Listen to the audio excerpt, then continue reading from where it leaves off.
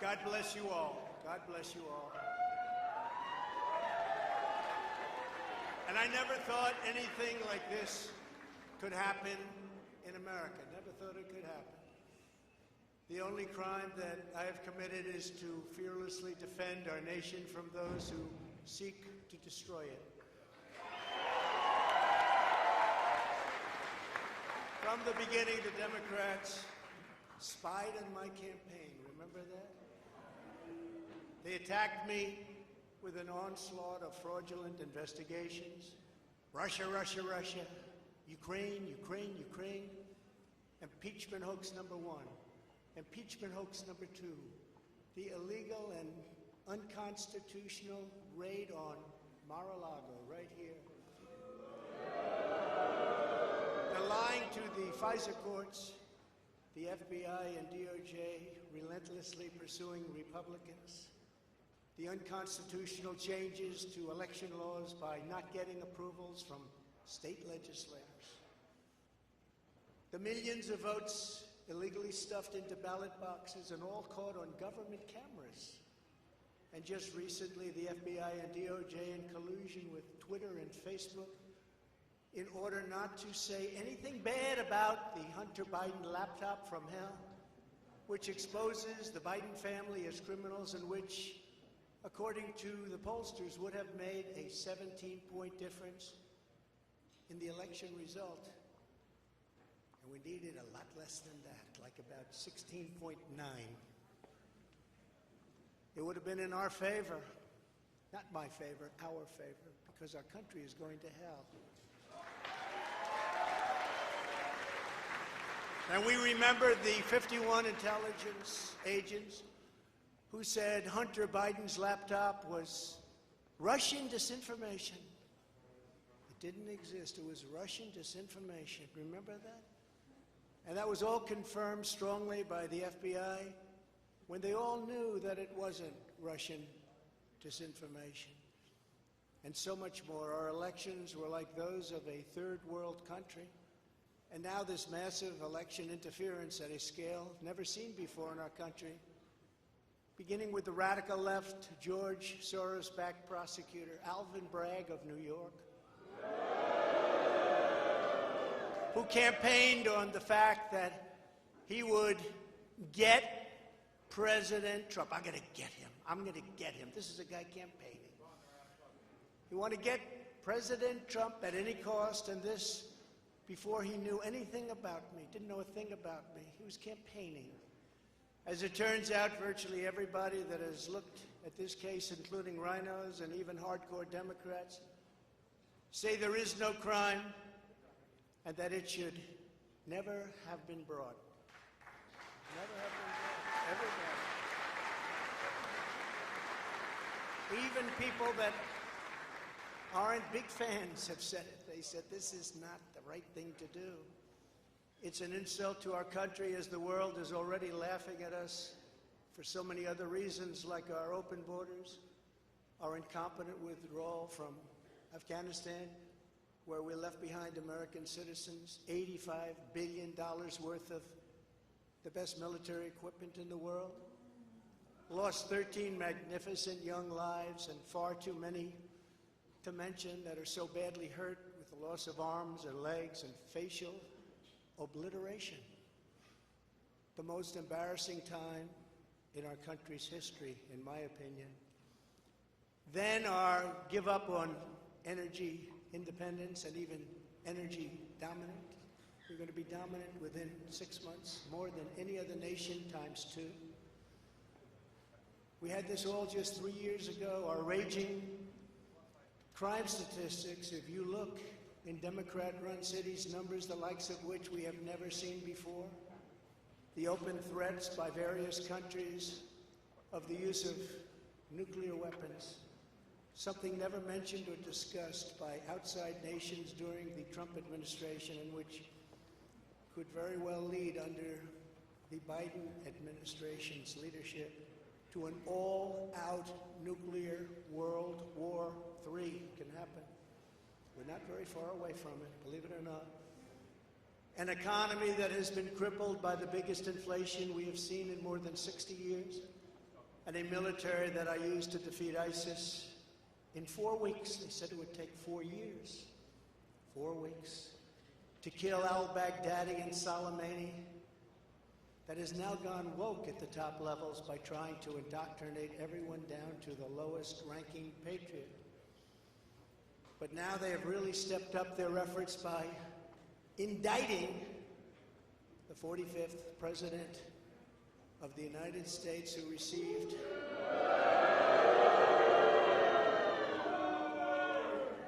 $75 million votes, which is more than any sitting president in the history of our country.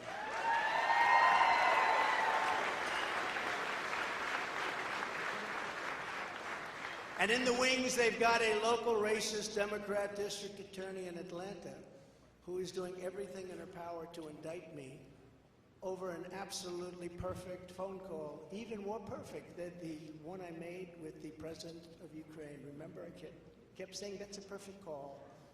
This one was more perfect. Nobody said, "Sir, you shouldn't say that." Many people on the phone or hung up in disgust because of something I inappropriately said, because nothing was said wrong. In fact, at the end of the call, we agreed to continue our conversation about election fraud, and election fraud specifically in Georgia at a later time. Many people on the phone, including lots of lawyers, nobody found anything wrong with that perfect call until a book promotion tour many months later. All of a sudden they say, "You know, I remember Trump making a call. Let's look at that." This fake case was brought only to interfere with the upcoming 2024 election, and it should be dropped immediately.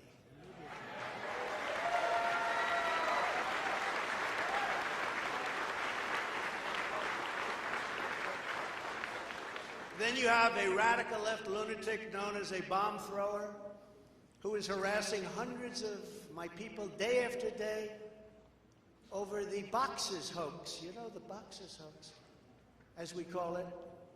Just so everyone knows, I come under what's known as the Presidential Records Act, which was designed and approved by Congress long ago just for this reason. Under the Act, I'm supposed to negotiate with NARA, the National Archives and Records Administration, which as of this date is a radical left troublemaking organization that red flags the Constitution of the United States and the Bill of Rights as dangerous and triggering. Can you imagine? This is what we have to deal with.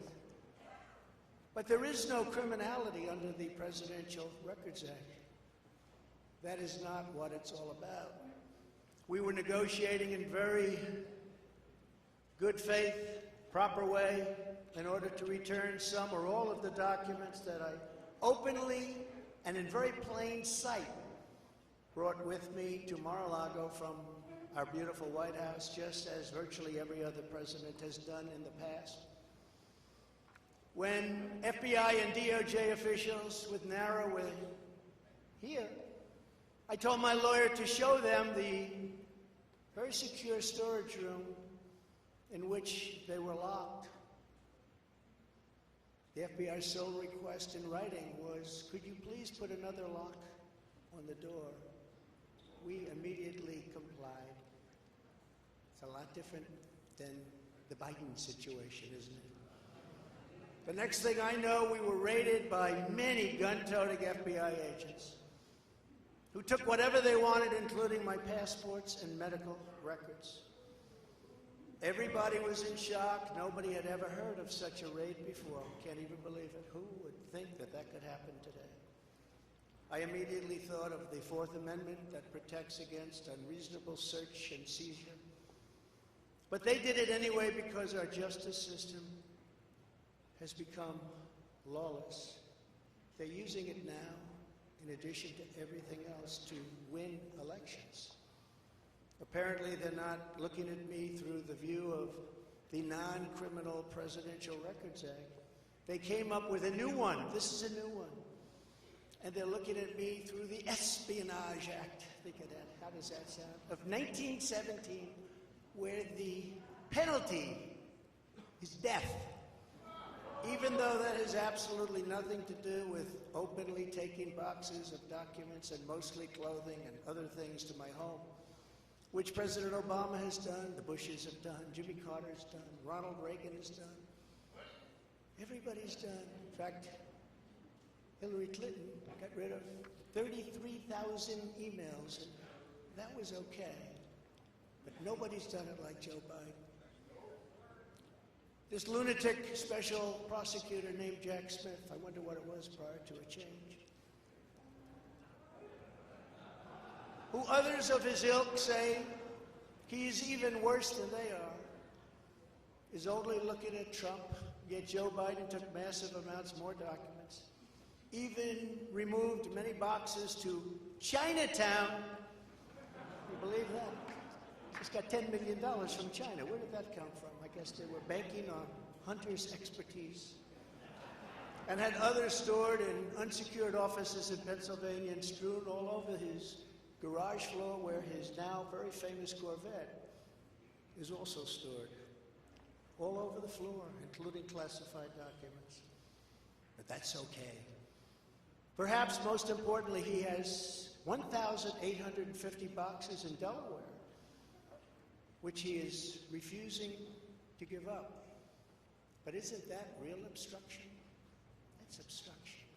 As president, I have the right to declassify documents, and the process is automatic.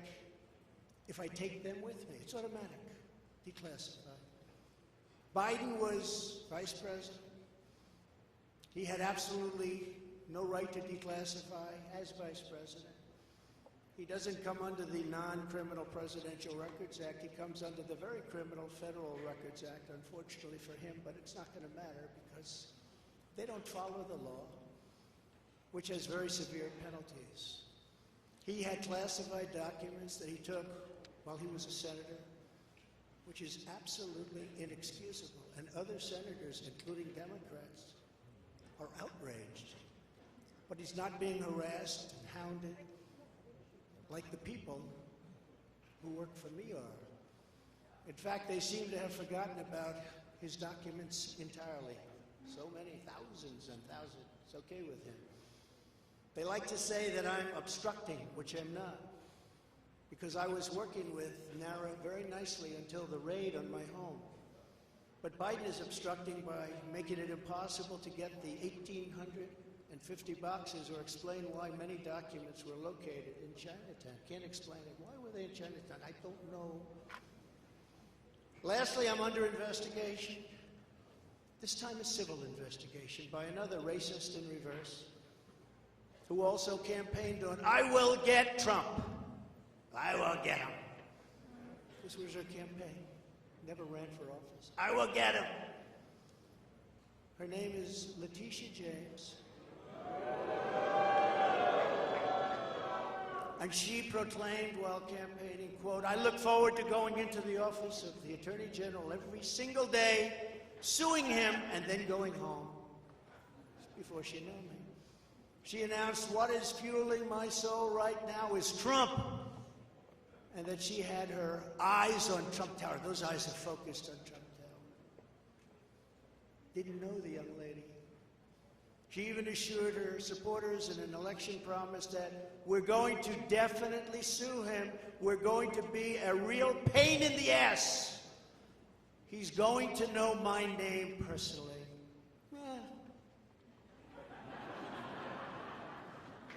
And then she claimed that I was an illegitimate president. Think of it.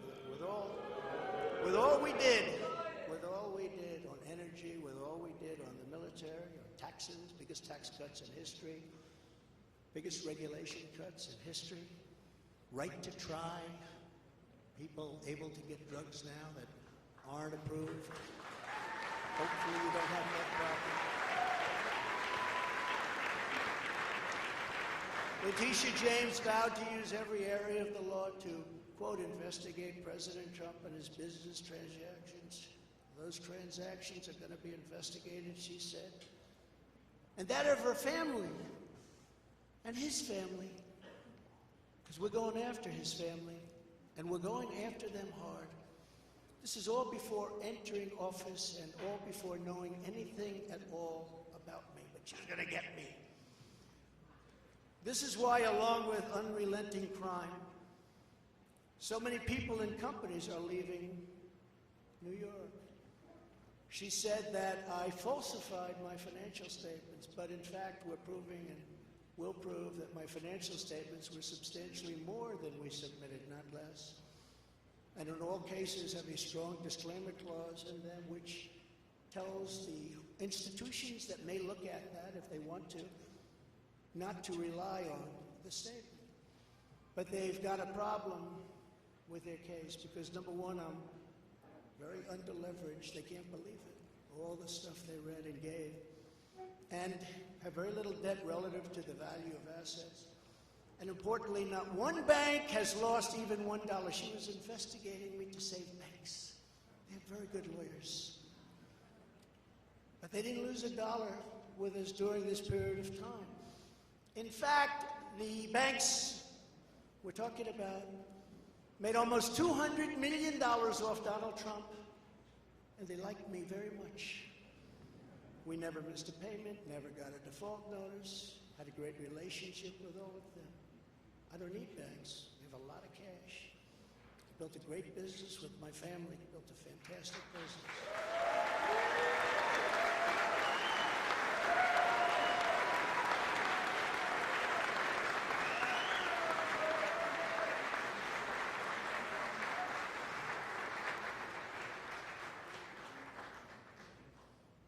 I have a son here who's done a great job, and I have another son here who's done a great job.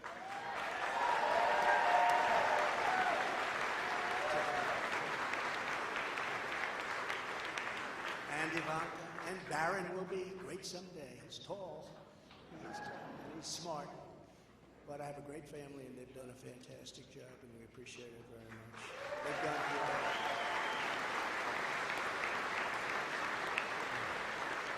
So she's suing me over banks that weren't defrauded, when she should be focused on violent crime that's driving people out of the state. This is a persecution, not an investigation. She's put our family through hell. It's cost hundreds of millions of dollars to defend, but our heads are held very, very high. They want to settle the case, but I want no part of that. So here we are now. It's where we were today, in a city that was so great just 4 or 5 years ago. But now we're there, spend time there today, as you possibly read, with a local failed district attorney charging a former president of the United States for the first time in history on a basis that every single pundit and legal analyst said, there is no case, there's no case. They kept saying, there's no case.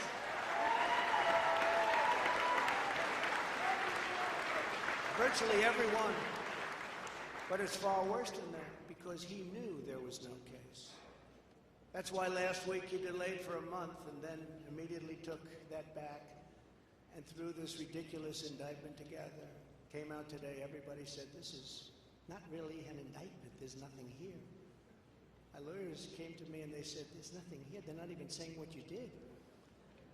The criminal is the district attorney because he illegally leaked massive amounts of grand jury information,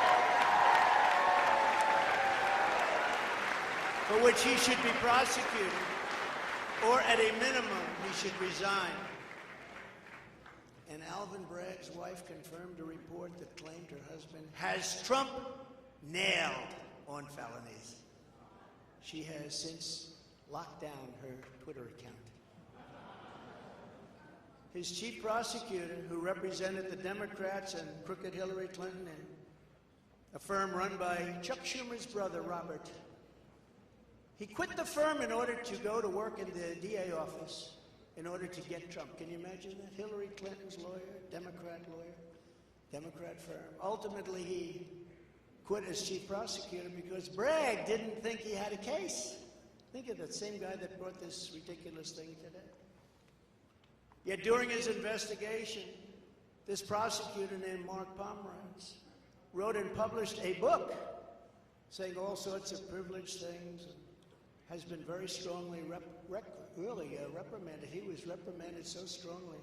I've never seen anything like it. That's probably the end of it. But what he did was probably very illegal. But he was very, very strongly reprimanded.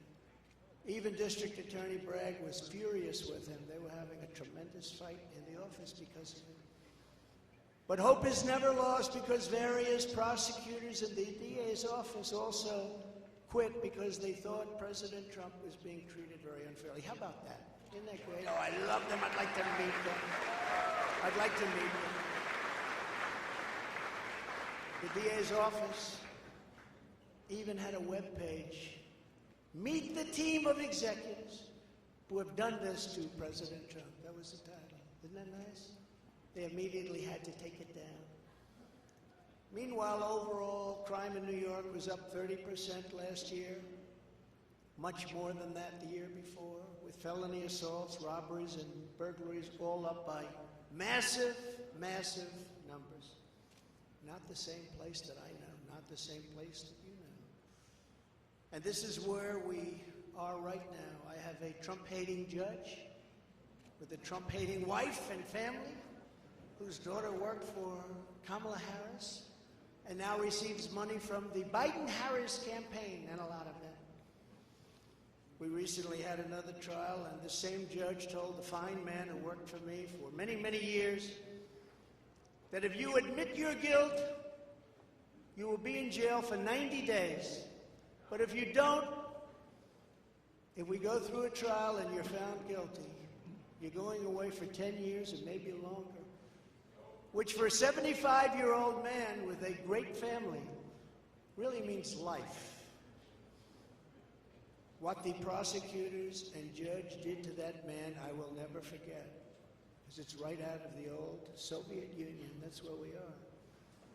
They said, you say anything about Trump, meaning that's bad, and you won't even have to serve the 90 days. You'll walk free.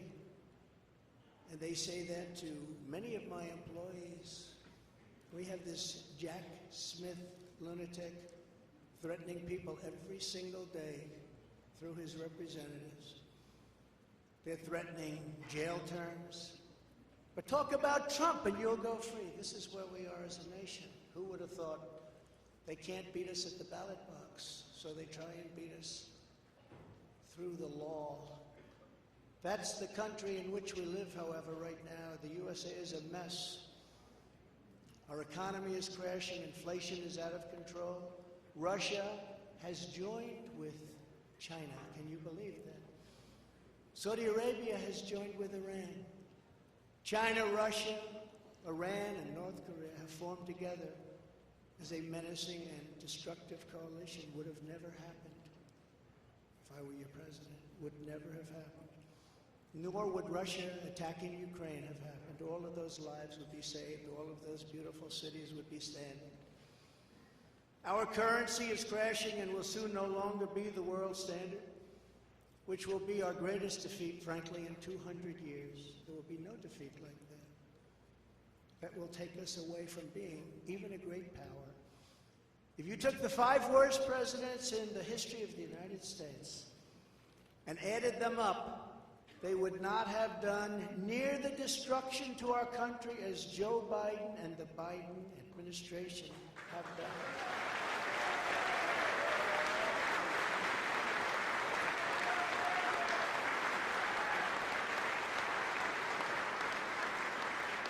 Incredibly, we are now a failing nation. We are a nation in decline. And now these radical left lunatics want to interfere with our elections by using law enforcement. We can't let that happen.